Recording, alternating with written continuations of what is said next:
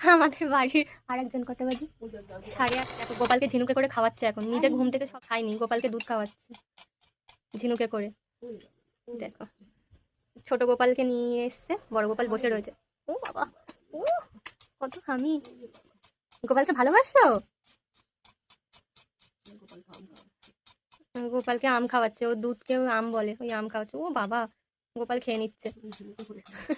গোপাল বলবে আমি ছোট বাচ্চা হয়ে গেছি।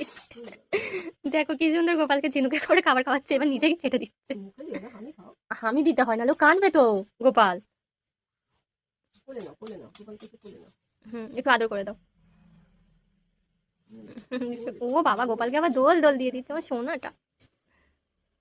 এরকম হয় গোপালকে নিয়ে, গোপাল দোতলা থেকে আজকে উঠিনি দোতলায়।